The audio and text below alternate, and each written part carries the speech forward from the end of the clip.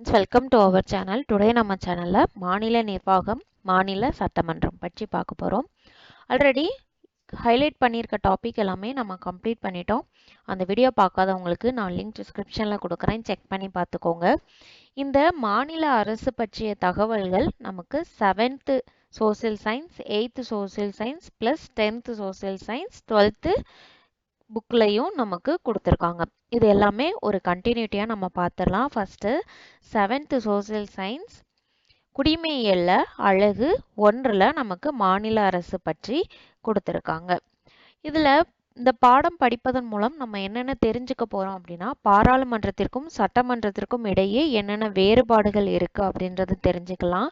தேர்தல் எந்த முறையில் நடைபெறுகின்றது அப்படின்றதையும் நம்ம தெரிஞ்சுக்க முடியும். ஆளுநர், முதலமைச்சர் ஆகியோரின் பணிகள் பற்றியும் அவர்களுடைய அதிகாரங்கள் என்னென்ன அப்படின்றதையும் தெரிஞ்சுக்க போகிறோம். அரசாங்கத்தின் செயல்முறைகளை பற்றி தெரிஞ்சுக்கலாம். அது மட்டும் இல்லாமல் அரசு 3 இன்றியமையாத பிரிவுகளை கொண்டுள்ளது. ஆல்ரெடி நாம் பார்லிமெண்ட் பார்க்கும்போது இந்த இதை பார்த்துருப்போம். 10th நடுவண் அரசு பாடம் நம்ம ப்ரீவியஸ் வீடியோவில் பார்த்துருப்போம். அதில் அரசு 3 இன்றியமையாத பிரிவுகளை கொண்டுள்ளது. அது என்னென்ன அப்படின்னா சட்டமன்றம், நிர்வாகம், நீதித்துறை, இந்த 3ஐயும் பார்த்துருப்போம். இந்த 3இன் பணிகள் மாநில அரசுல என்னென்ன அப்படின்றத நாம இந்த யூனிட்ல பார்த்துடலாம். நமக்கு இதுல ஆசிரியருக்கும் மாணவருக்கும் இடையேயான உரையாடல் கொடுத்துருக்காங்க. பள்ளியில ஒரு புதிய கட்டடமானது திறக்க போறாங்க. அந்த கட்டடம் திறப்பு விழாவுக்கு அத்தொகுதியில் இருக்கக்கூடிய சட்டமன்ற உறுப்பினரை சிறப்பு விருந்தினராக அளித்திருக்காங்க. இப்போ சட்டமன்ற உறுப்பினர் அப்படின்னு ஆசிரியர் சொன்ன உடனே மாணவர்கள் சட்டமன்ற உறுப்பினர்னா யாரு அப்படின்னு கேள்வி எழுப்புறாங்க. அதற்கு ஆசிரியர் பதிலளிக்கிறாங்க. சட்டமன்ற பேரவைக்கு தேர்ந்தெடுக்கப்படக்கூடிய ஒரு மக்களின் பிரதிநிதியை தான் நாம் என்ன சொல்றோம், சட்டமன்ற உறுப்பினர் அப்படின்னு சொல்றோம். அப்ப இந்த சட்டமன்றம் எங்க இருக்கு அப்படின்னு மாணவர்கள் கேள்வி கேட்கிறாங்க. ஆசிரியர் அதற்கு என்ன பதில் சொல்றாருன்னா, புனித சார்ஜ் கோட்டை, இதுதான் ஆங்கிலேயரால் முதலாக இந்தியாவில் கட்டப்பட்ட ஒரு கோட்டை. இது சென்னையில் இருக்கு. இந்த கோட்டையில தான் நம்மளுடைய சட்டமன்ற பேரவை அமைந்துள்ளது. தலைமைச் செயலகமாகவும் இந்த புனித சார்ஜ் கோட்டை தான் செயல்பட்டு கொண்டிருக்கின்றது. அது மட்டும் இல்லாம சட்டமன்றத்தில் செயல்படக்கூடிய கீழவை, சட்டமன்றத்திலுமே நமக்கு 2 அவைகள் இருக்கு, மேலவை, கீழவை. இதுல மேலவையில உள்ள உறுப்பினர்கள் மக்களால் நேரடியாக தேர்ந்தெடுக்கப்பட மாட்டார்கள். அவங்க எம்எல்ஏக்களால் தேர்ந்தெடுக்கப்படுறவங்க. கீழவையில் இருக்கக்கூடிய சட்டமன்ற உறுப்பினர்கள் தான் மக்களால் தேர்ந்தெடுக்கப்படக்கூடிய பிரதிநிதிகள். இந்த கீழவையில தான் ஒரு மாநிலத்தின் நலனை மேம்படுத்துவதற்காக பல்வேறு திட்டங்கள் நிறைவேற்றப்படும். அடுத்து நம்மளுடைய சட்டமன்ற பேரவையில யாரெல்லாம் இருக்கிறாங்க அப்படின்னு கேள்வி எழுப்புறாங்க. நம்மளுடைய சட்டமன்ற பேரவையில பல்வேறு மாநிலங்களும் யூனியன் பிரதேசங்களும் சேர்ந்து இருக்குது. அப்போ நம்ம நாட்டில் 28 மாநிலங்கள், 8 யூனியன் பிரதேசங்கள் அமைந்துள்ளன. இதில் 29 மாநிலங்கள், 7 யூனியன் பிரதேசம் கொடுத்துருப்பாங்க, அது தவறு. 28 மாநிலங்களும் 8 யூனியன் பிரதேசங்களும் அமைந்திருக்கு. இந்த 8 யூனியன் பிரதேசங்கள் என்னென்ன அப்படின்னா, அந்தமான் நிக்கோபார் தீவுகள், சண்டிகர், தாத்ரா மற்றும் நகர் ஹவேலி மற்றும் டாமன் மற்றும் டையூ. அடுத்து டெல்லி. இந்த டெல்லி இந்தியாவின் தலைநகராக செயல்படுகின்றது. அதனால இதை தேசிய தலைநகர் பிரதேசம் அப்படின்னு அழைக்கிறோம். அடுத்து ஜம்மு காஷ்மீர், லடாக், லட்சத்தீவு, புதுச்சேரி. முதல்ல லடாக்கும் ஜம்மு காஷ்மீரும் சேர்ந்து இருக்கும். இப்போ இதை பிரிச்சதுனால நமக்கு 8 யூனியன் பிரதேசங்கள் இருக்குது. ஓகேவா? நம்ம புதுடெல்லியை இந்திய நாட்டின் தலைநகராக அழைக்கிறோம். நம்மளுடைய இந்திய நாட்டில் 2 வகையான அரசாங்கமானது செயல்படுகின்றது. என்னென்ன அப்படின்னா, ஒன்று மத்திய அரசு, இரண்டாவது மாநில அரசு. இந்த மத்திய அரசு புதுடெல்லியை தலைமையிடமாக கொண்டு செயல்பட்டு வருகின்றது. மாநில அரசு ஒவ்வொரு மாநிலங்களிலும் நடைபெறக்கூடிய மாநில அரசு தான் மாநில அரசுகள் அப்படின்னு சொல்றோம். நம்மளுடைய அதிகாரங்கள் மத்திய அரசுக்கும் மாநில அரசுக்கும் இடையே பகிர்ந்தளிக்கப்படுகின்றது. அதனால தான் நம்மளுடைய இந்திய அரசாங்கத்தை கூட்டாட்சி முறை அப்படின்னு அழைக்கிறோம். இந்திய நாடு நாடாளுமன்ற மக்களாட்சி அமைப்பை கொண்டுள்ளது. இதோட மீனிங் நீங்க ஆல்ரெடி 10th நடுவண் அரசு படிச்சிருந்தீங்கன்னா இது உங்களுக்கு புரியும். இருந்தாலும் ஒரு தடவை நான் சொல்லிடுறேன். ஏன் நாடாளுமன்ற மக்களாட்சி அமைப்பு அப்படின்னு சொல்றோம்னா, ஒரு சட்டமானது நிறைவேற்றணும் அப்படின்னா நமக்கு நடுவண் அரசால மட்டும்தான் ஒரு சட்டத்தை இயற்ற முடியும். அதனாலதான் நம்மளுடைய இந்திய நாடு நாடாளுமன்ற மக்களாட்சி அமைப்பை கொண்டுள்ளது அப்படின்னு சொல்றோம். அது மட்டும் இல்லாம நம்மளுடைய அரசாங்கம் நல்லா செயல்படணும் அப்படின்னா யாரெல்லாம் அவங்களுடைய முக்கிய பங்களிப்பை தரணும் அப்படின்னா இந்திய குடியரசுத் தலைவர், பிரதம மந்திரி, மாநில ஆளுநர் மற்றும் முதலமைச்சர் இந்த 4 பேரும் பொறுப்பா செயல்பட்டா மட்டும்தான் ஒரு நல்ல அரசாங்கத்தை நல்ல முறையில செயல்படுத்தி கொண்டு போக முடியும். இந்த அமைப்பை தான் மத்திய அரசாங்க அமைப்பு அப்படின்னு சொல்றோம். ஓகே, இப்ப மாநிலங்களுக்குன்னு தனித்தனி அரசாங்கம் இருக்குதா அப்படின்னு கேள்வி கேட்குறாங்க. ஒவ்வொரு மாநிலங்களுக்குமே தனித்தனியான அரசாங்கம் இருக்குது. அது மட்டும் இல்லாம யூனியன் பிரதேசங்களிலும் தனியான அரசாங்க அமைப்பானது இருக்குது. இந்த அமைப்புல ஆளுநர், முதலமைச்சர் மற்றும் மற்ற அமைச்சர்கள் எல்லாருமே இந்த அமைப்புல இருப்பாங்க. பாராளுமன்ற பேரவையில உள்ளவங்களை பாராளுமன்ற உறுப்பினர் அப்படின்னும், சட்டமன்ற பேரவையில உள்ள உறுப்பினர்களை சட்டமன்ற உறுப்பினர்கள் அப்படின்னும் அழைக்கிறோம். அதனாலதான் நம்ம இந்திய அரசியல் அமைப்புல மத்திய அரசும் மாநில அரசும் இணைந்தே செயல்படுகின்றது அப்படின்னு குறிப்பிடுகின்றோம். ஓகேவா? இப்ப இந்த சட்டமன்ற உறுப்பினர்களை யாரு நியமிக்கிறாங்க அப்படின்னு கேக்குறாங்க. இந்த சட்டமன்ற உறுப்பினர்கள் மக்களால் தேர்ந்தெடுக்கப்பட்ட பிரதிநிதிகள். இதுக்காக தான் பொது தேர்தல் முறையானது நடைபெறுகின்றது. இந்த தேர்தல் முறை யார் நடத்துறாங்க அப்படின்னா இந்திய தேர்தல் ஆணையம். இவங்க தான் இந்த தேர்தலை நடத்துறாங்க. அது மட்டும் இல்லாம அவற்றை கண்காணிக்கக்கூடிய பொறுப்பும் இவங்களையே சாரும். இதற்குரிய முடிவையும் இந்திய தேர்தல் ஆணையம் தான் வெளியிடுகின்றது. தேர்தலுக்கு தொகுதிகள் பிரிக்கிறாங்க இல்லையா? எப்படி அந்த தொகுதிகள் பிரிக்கிறாங்க அப்படின்னா மக்கள் தொகையின் அடிப்படையில பல்வேறு தொகுதிகள் பிரிக்கப்படுகின்றன. ஓகேவா? நம்ம நாட்டுல 234 தொகுதிகள் இருக்கின்றது. இந்த 234 தொகுதிகள்லையுமே இருக்கக்கூடிய மக்கள்கள் அவங்களுக்கான எம்எல்ஏஸை தேர்ந்தெடுப்பாங்க. அவங்களதான் நாம சட்டமன்ற உறுப்பினர் அப்படின்னு அழைக்கிறோம். அது மட்டும் இல்லாம தேர்தல்ல எந்த உறுப்பினர்கள் பெரும்பான்மையான வாக்குகளை பெற்றிருக்கிறாங்களோ அவங்க தான் வெற்றியாளராக அறிவிக்கப்படுவாங்க. அது மட்டும் இல்லாம பெரும்பான்மை கட்சியாக யாரு வராங்களோ அவங்கள கூப்பிட்டு ஆளுநரானவர் ஆட்சி அமைக்க சொல்லுவாங்க. இரண்டாவதாக பெரும்பான்மை அமைத்த கட்சியை எதிர்கட்சிகள் அப்படின்னும் சொல்லுவாங்க. நம்மளுடைய சட்டமன்றத்துல எம்எல்ஏஸும் இருப்பாங்க, எதிர்கட்சியினரும் இருப்பாங்க. அதாவது என்ன அப்படின்னா பெரும்பான்மை பெற்ற கட்சியின் தலைவர் ஆட்சி அமைப்பாங்க. அப்போ அந்த தலைவர் என்ன பண்ணுவாங்க, அமைச்சர்களை தேர்ந்தெடுப்பாங்க. ஓகேவா? இது ஒரு அரசு. இப்ப எதிர்கட்சியினர் அப்படின்னா அவங்க இரண்டாவது பெரும்பான்மை கொண்ட கட்சி. இவங்க தான் எதிர்கட்சிகள். இந்த எதிர்கட்சி உறுப்பினர்களுமே சட்டப்பேரவையில பங்கேற்பாங்க. அதை தான் சொல்லியிருக்காங்க. ஆளும் கட்சியை சேராத வேறு பல கட்சிகளை சேர்ந்த சட்டமன்ற உறுப்பினர்களை எதிர்கட்சியினர் அப்படின்னு அழைக்கிறாங்க அப்படின்னு சொல்லியிருக்காங்க. அது மட்டும் இல்லாம மாநில அரசாங்கத்துல யாரெல்லாம் இடம் பெறுவாங்க அப்படின்னு கேள்வி கேட்குறாங்க. நம்மளுடைய மாநில அரசாங்கத்துல ஆளுநர், முதலமைச்சர், அமைச்சர்கள் இவங்க எல்லாரும் தான் இருப்பாங்க. ஏன்னா மாநில அரசாங்கத்துல குடியரசுத் தலைவர், துணை குடியரசுத் தலைவர் இவங்கெல்லாம் வரமாட்டாங்க. இவங்க எல்லாருமே பாராளுமன்றத்துல இருப்பாங்க. பாராளுமன்றத்துல குடியரசுத் தலைவர், துணை குடியரசுத் தலைவர், பிரதம அமைச்சர், அப்புறம் உச்ச நீதிமன்ற தலைமை வழக்குரைஞர் இவங்க எல்லாருமே பாராளுமன்றத்துல இருப்பாங்க. நம்மளுடைய மாநில அரசாங்கத்துல ஆளுநர், முதலமைச்சர், அமைச்சர்கள் இவங்க எல்லாரும் இருப்பாங்க. இந்த ஆளுநரை யாரு நியமிக்கிறாங்க அப்படின்னா குடியரசுத் தலைவர் தான் நியமனம் செய்வாங்க.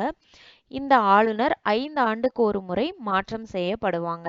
அடுத்து இந்த ஆளுநர் என்ன செய்வாங்க அப்படின்னா பெரும்பான்மை உறுப்பினர்களை கொண்ட ஆளும் கட்சியின் தலைவரை முதலமைச்சராக தேர்ந்தெடுப்பாங்க. அடுத்து முதலமைச்சருக்கு கீழே ஒரு அமைச்சரவை வேணும் இல்லையா? அதை யார் தேர்ந்தெடுப்பாங்க அப்படின்னா நம்மளுடைய முதலமைச்சர்கிட்ட ஆலோசித்து கட்சியின் உறுப்பினர்களை கொண்டு ஒரு மந்திரி சபையை உருவாக்குவாங்க நம்மளுடைய ஆளுநர். அது மட்டும் இல்லாம இந்த அமைச்சரவை மாநிலத்தில் 5 ஆண்டுக்கு ஒரு முறை மாறும். ஏன்னா 5 ஆண்டுக்கு ஒரு முறை தேர்தலானது நடைபெற்று வேறு வேறு ஆட்சி அமையும். அடுத்து நம்ம ஆளுநர் ஆகிறதுக்கு என்னென்ன தகுதிகள் அப்படின்றத பார்த்துடலாம். முதல்ல இந்திய குடிமகனா இருக்கணும், 35 வயது நிறைவடைந்ததாக இருக்கணும், மூன்றாவது வாழ்வில் சிறந்த நிலையில் இருக்கணும், அது மட்டும் இல்லாம எந்த ஒரு அரசு வேலையிலையுமே பணிபுரியக்கூடாது. அப்படி பணிபுரிஞ்சிட்டு இருந்தாலுமே நீங்க ஆளுநர் ஆகணும் அந்த சமயம் வரும்போது அந்த பணியை துறக்க நேரிடும். அடுத்து முதலமைச்சராக வேணும் அப்படின்னா 25 வயது நிறைந்திருக்க வேண்டும். அது மட்டும் இல்லாம சட்டமன்ற உறுப்பினராக இருந்திருக்கணும். அவங்கள சட்டமன்ற உறுப்பினரை தான் நாம எம்எல்ஏ அப்படின்னு சொல்றோம். எம்எல்ஏவால தான் முதலமைச்சராக போட்டியிட முடியும். அடுத்து ஒருவேளை சட்டமன்ற மேலவை உறுப்பினராக ஆகணும் அப்படின்னா நமக்கு 30 வயது நிரம்பி இருக்க வேண்டும். அடுத்து சட்ட மேலவை உறுப்பினரா அவங்க யாரு அப்படின்னு கேட்காங்க. மேலவை உறுப்பினர்னா யாரு அப்படின்னு கொஸ்டின் கேட்குறாங்க. அதற்கு ஆசிரியர் பதில் சொல்றாரு, மாநில சட்டமன்றத்தில் வழக்கமா 2 அவைகள் இருக்கு, ஒன்று மேலவை, இன்னொன்று கீழவை. அதனால தான் நம்மளுடைய சட்டமன்றத்தை ஈரவை சட்டமன்றம் அப்படின்னு சொல்றோம். இதுல சட்டமன்ற மேலவையில் இருக்கக்கூடிய உறுப்பினர்கள் நேரடியாக மக்களால் தேர்ந்தெடுக்கப்பட மாட்டார்கள். கீழவையில் இருக்கக்கூடிய சட்டமன்ற உறுப்பினர்களால் தேர்ந்தெடுக்கப்பட்ட பிரதிநிதிகள் தான் மேலவை சட்டமன்றத்தில் இருப்பாங்க. இந்த கீழவை சட்டமன்றத்தில் தான் மக்களால் தேர்ந்தெடுக்கப்பட்ட பிரதிநிதிகள் இருப்பாங்க. தேர்தல் வாக்கெடுப்பு முறை மூலம் தேர்ந்தெடுக்கப்படுவாங்க. ஆனால் நம்மளுடைய தமிழ்நாட்டில் கீழவை மட்டும்தான் இருக்கு. அதனால இதை ஓரவை சட்டமன்றம் அப்படின்னு சொல்றோம். ஓகே, அடுத்து என்ன பார்க்கலாம் அப்படின்னா, ஒரு சட்டமன்றத்துல ஆளுநருடைய கடமைகள் என்னென்ன அப்படின்றத பார்த்துடலாம். மாநில நிர்வாகத்துறையின் தலைவரா ஆளுநர் தான் செயல்படுகின்றார்கள். மகத்தான அதிகாரம் உடையவராகவும் திகழ்கின்றார். அடுத்து இரண்டாவது, மாநில அரசாங்கத்தின் அனைத்து நிர்வாகத்துறை நடவடிக்கைகளும் ஆளுநரின் பெயரால் தான் நடைபெறுகின்றது. இதே இது மத்திய அரசுல குடியரசுத் தலைவரின் பெயரால் அனைத்து நிர்வாகத்துறை நடவடிக்கைகளும் நடைபெற்றிருக்கும். ஆனால் மாநில அரசுல ஆளுநரின் பெயரால் நடைபெறும். அடுத்து மாநிலத்தில் இருக்கக்கூடிய அரசு பல்கலைக்கழகங்கள்ல வேந்தராக ஆளுநர் செயல்படுகின்றார். நெக்ஸ்ட், மாநில சட்டத்துறையால் இயற்றப்படுகின்ற அனைத்து சட்ட முன் வரைவுகளும் ஆளுநரின் ஒப்புதல் பெற்ற பிறகுதான் சட்டமாக மாறும். எப்படி நடுவண் அரசுல ஒரு சட்டம் இயற்றணும்னா குடியரசுத் தலைவரின் ஒப்புதல் வேண்டுமோ அதே மாதிரி மாநில அரசுல ஒரு சட்டமானது நிறைவேற்றப்படணும் அப்படின்னா ஆளுநரின் ஒப்புதல் பெற வேண்டும். அடுத்தது மாநில தலைமை வழக்குரைஞர், மாநில பணியாளர் தேர்வாணையத்தின் தலைவர், உறுப்பினர்கள், மாநில தலைமை தேர்தல் ஆணையர், அரசு பல்கலைக்கழகங்களின் துணை வேந்தர்கள், இவங்க எல்லாத்தையுமே ஆளுநர் நியமிக்கிறார். இது எல்லாமே ஒரு மாநிலத்தில் மட்டும்தான். அதாவது ஒரு மாநிலத்தின் தலைவராக ஆளுநரானவர் எல்லாத்தையும் முடிவு பண்ணுவார். அதே மாதிரி ஒரு பாராளுமன்றம் அப்படின்னு வரும்போது அதுல பெயரளவு தலைவராக குடியரசுத் தலைவர் இருப்பாங்க.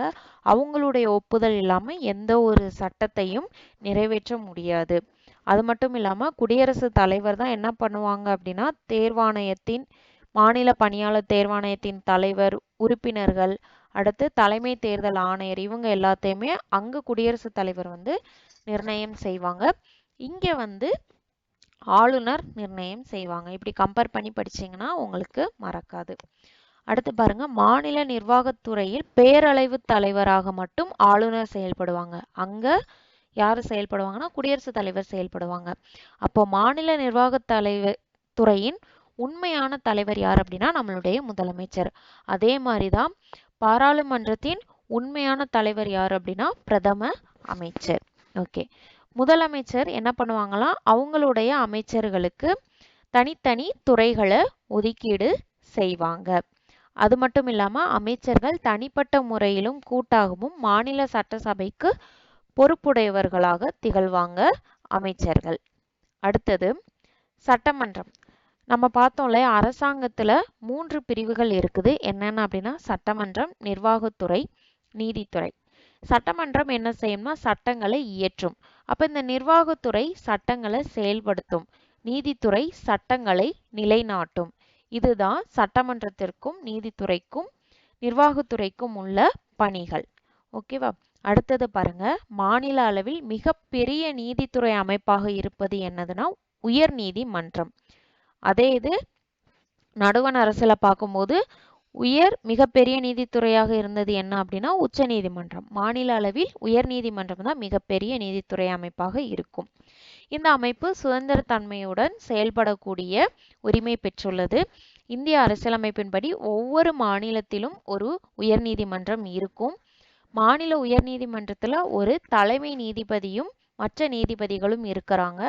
இந்த உயர் நீதிமன்றத்தில் இருக்கக்கூடிய நீதிபதிகளின் எண்ணிக்கை எல்லா மாநிலங்களிலும் ஒரே மாதிரியாக இருக்காது, மாறுபட்டு கொண்டே இருக்கும். ஏன்னா அது மக்கள் தொகையை பொறுத்தது. அடுத்து குடியரசுத் தலைவரால் தலைமை நீதிபதி நியமிக்கப்படுவாங்க. இந்த தலைமை நீதிபதி 62 வயது வரைக்கும் பதவியில் இருக்கலாம். யாரு அப்படின்னா உயர் நீதிமன்றத்தில் பதவி வகிக்கக்கூடிய தலைமை நீதிபதியின் பதவி வயது என்ன அப்படின்னா 62 வயது. இதே இது உச்ச நீதிமன்ற நீதிபதியின் வயது என்ன அப்படின்னா 65 வயது. இது ரெண்டையும் கன்ஃபியூஸ் பண்ணிக்காதீங்க. அடுத்தது, இந்த உயர் நீதிமன்றத்தை தவிர பிற மாவட்டங்களிலேயும் நிறைய நீதிமன்றங்கள் இருக்குது. இது எந்த ஒரு சார்பும் இல்லாம மக்களுக்கு நீதி வழங்குவதை மட்டும்தான் இந்த நீதிமன்றங்கள் உறுதி செய்கின்றது. அது மட்டும் இல்லாம குடும்ப பிரச்சனைகளுக்கு தீர்வும் கொடுக்கின்றது. திருமணம் மற்றும் குடும்பம் தொடர்பாக எழும் சண்டை சச்சரவுகளையும் இந்த உயர் நீதிமன்றமானது தீர்த்து வைக்கின்றது. ஓகேவா? இப்போ பாட சுருக்கம் பார்க்கலாமா? இந்தியாவில் 28 மாநிலங்களும் 8 யூனியன் பிரதேசங்களும் இருக்குது. ஒவ்வொரு மாநிலத்திற்கும் தனித்தனியான சட்டமன்றம் இருக்குது. மாநில அரசுல ஆளுநர், முதலமைச்சர் மற்றும் அமைச்சரவை குழுவானது இருக்கும். இந்த மூன்றையும் உள்ளடக்கியதான் மாநில அரசு. மாநில அரசின் தலைவர் கவர்னர் ஆவார். அதாவது ஆளுநரை தான் கவர்னர் அப்படின்னு சொல்றாங்க. இந்த ஆளுநர் 5 ஆண்டுகளுக்கு ஒரு முறை குடியரசுத் தலைவரால் நியமிக்கப்படுறாங்க. சட்டமன்றத்தின் ஒருங்கிணைத்த பகுதியாக நம்மளுடைய ஆளுநரானது செயல்படுகின்றார். அடுத்து, மாநில அரசின் நிர்வாக அதிகாரம் முதலமைச்சர் கிட்ட தான் இருக்கும். பெரும்பான்மை கட்சியின் தலைவரை தான் முதலமைச்சராக தேர்ந்தெடுப்பாங்க. முதலமைச்சர் மற்றும் அமைச்சரவை குழுவினர் சட்டமன்றத்திற்கு கூட்டு பொறுப்புடையவர்களாக செயல்படுகின்றனர். உயர்நீதிமன்றத்தின் மாநில அரசின் உச்சபட்ச நீதி அமைப்பாக திகழ்வது உயர்நீதிமன்றம். மாநிலத்தின் ஒட்டுமொத்த பரப்பிற்கும் அதிகார எல்லையை உடையதும் உயர்நீதிமன்றம் தான். நம்ம நடுவண் அரசுல பார்க்கும்போது பாராளுமன்றத்தை பார்த்திருப்போம். மாநில அரசுன்னு பார்க்கும்போது நடுவண் அரசுல பார்க்கும்போது உச்ச நீதிமன்றம் செயல்படும். இங்க மாநில அரசுல உயர்நீதிமன்றம் தான் உச்சபட்ச நீதி அமைப்பாக செயல்படுகின்றது. கலைச்சொல் பார்த்திடலாம். சட்டமன்றம் லெஜிஸ்லேட்டிவ், மந்திர சபை கேபினெட். அதனாலதான் மந்திரி அமைச்சர்களை என்ன சொல்லுவாங்க அப்படின்னா கேபினெட் அமைச்சர் அப்படின்னு பார்த்தோமா, மூத்த அமைச்சர்கள்னு சொல்லமா, அதுதான் மந்திரி சபை கேபினெட். நிர்வாகம் சார்ந்த எக்ஸிக்யூட்டிவ், நீதித்துறை ஜட்ஜிசியரி. ஓகேவா? நெக்ஸ்ட் புக் பேக் கொஸ்டின் நாம நெக்ஸ்ட் வீடியோல பார்க்கலாம். வீடியோ பிடிச்சிருந்தா சப்ஸ்கிரைப் பண்ணுங்க, லைக் பண்ணுங்க, ஷேர் பண்ணுங்க. தேங்க்யூ.